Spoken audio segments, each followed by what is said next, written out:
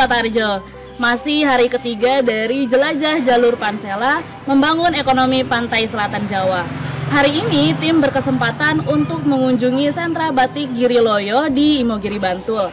Kita akan bertemu dengan Pak Nur Ahmadi, pemilik usaha batik Sekar Arum yang merupakan salah satu mitra binaan dari Bank BPD DIY.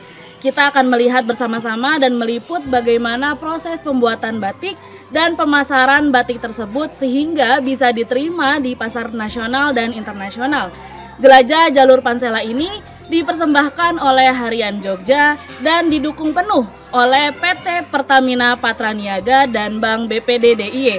Yuk kita lihat bersama-sama proses pembuatan batik yang sudah diakui sebagai warisan budaya tak benda oleh UNESCO sejak tahun 2009.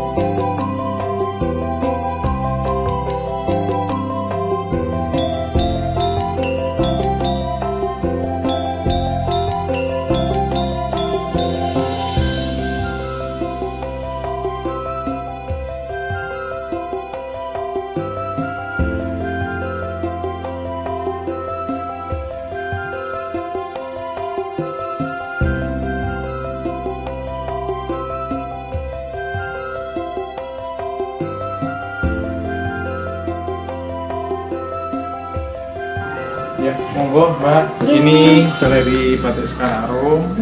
Dan ini adalah batik tulis dengan pewarnaan yang secara alami.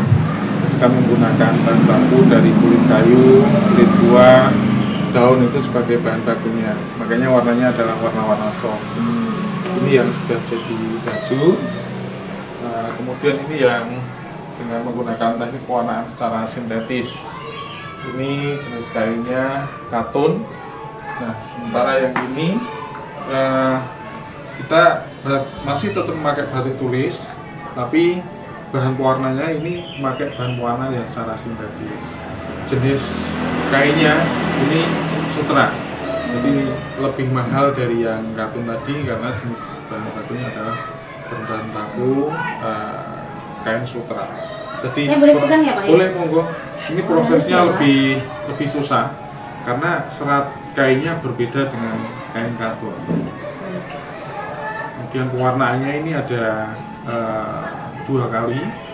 Yang pertama di warna biru, kemudian dibatik lagi, kemudian di warna coklat. Akhirnya muncullah biru putih coklat. Kemudian yang biru karena ketumpangan coklat dia akan menjadi gelap atau menjadi hitam.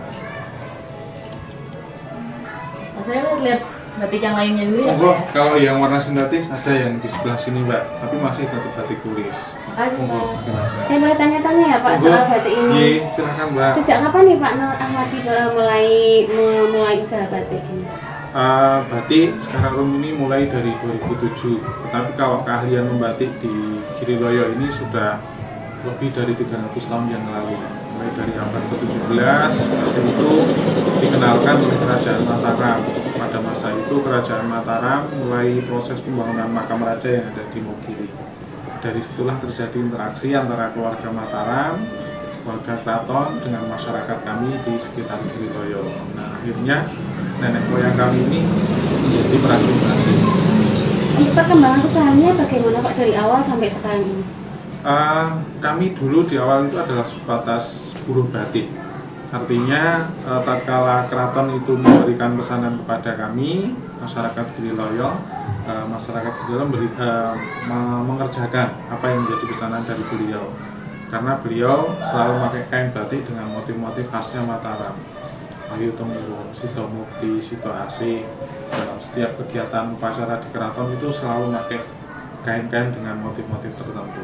Jadi upacara di keraton itu kan bermacam-macam, dari 7 bulanan, dari akad nikah, dari tedak siten, sampai meninggal pun ada kain-kain batik dengan motif tertentu yang dipakai oleh beliau. Baik Pak, kalau untuk produksinya Pak, berapa sih untuk jumlah produksi batik di sekarang ini? Kami di awal di 2007-2009 itu memang jumlah anggota kami sekitar 20-an, tapi karena ada beberapa yang sudah meninggal, ada beberapa yang sesuai dengan seleksi alam, akhirnya beliau mungkin ada pindah kerja, sekarang menjadi sekitar 15. Jadi kapasitas kami 1 bulan itu rata-rata saat orang mengerjakan 1 lembar kain. Karena proses membuat batik itu memang susah Mbak. Jadi ada proses awal itu namanya bikin pola, kemudian ngelowong, kemudian nyeceki atau isen-isen, kemudian nembok, proses warna pertama, mengambil warna pertama, proses warna kedua, baru lorot. Nah, proses pembuatan batik tulis ini 1 lembar kain ukuran 2,5 meter, lebarnya 105 itu bisa selesai kurang lebih 1 bulan. Ada mungkin yang kurang dari 1 bulan, tinggal kesulitan atau kerumitan di motifnya.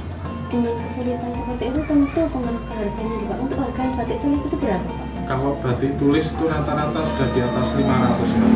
Jadi yang mempengaruhi harga itu yang pertama dari bahan baku, jenis kain. Jenis kain itu kan ada sutra, ada prima, ada primus 5, itu nanti akan menentukan harga. Kemudian yang kedua adalah warna yang muncul dalam 1 lembar kain. Ada 1 warna, ada 2 warna, 3 warna, bahkan ada yang ringingan, isiannya titik-titik kecil ini. Ini nanti akan satu-satu nih Pak? Iya, titik-titik kecil ini dulu diwarna biru dulu, dihilangkan nilainya, dibatik lagi titik-titik kecil ini. Nah inilah yang membuat tingkatan harga kain batik itu bermacam-macam. Bisa dari jenis kain, bisa dari pewarna. Untuk pembelinya Pak, pembeli batik tulis di sini itu dari mana saja? Pangsa pasar kami memang ada pangsa pasar khusus. Artinya beliau yang konsen dengan batik tulis, walaupun harganya mungkin istilahnya harga yang lumayan mahal, tetapi beliau tetap akan membelinya. Karena beliau tentunya paham bagaimana teknik pembuatannya. Jadi sebenarnya kalau dihitung harian, per hari pendapatan pengrajin batik itu tidak tinggi banget. Tetapi karena lamanya pengerjaan, akhirnya harganya mungkin menjadi 700, 1 juta, 1,5, 1,7. Tapi kalau dihitung dibagi 1 bulan, akhirnya mungkin pendapatan pengrajin juga tidak terlalu tinggi juga. Kemudian dalam mengembangkan usaha ini Bapak mendapatkan dukungan dari Bank BPD DIY. Seperti apa Pak dukungan dari Bank BPD DIY terhadap pengembangan usaha batik di sekarang ini? Nah, tatkala kami mulai ada perkembangan tentang batik, saya ingin mengembangkan istilahnya produksi. Kami memang ada sedikit kesulitan tentang permodalan. Datanglah Bank BPD DIY, kami mendapatkan fasilitas untuk kur. Saya sudah di tahapan yang kedua.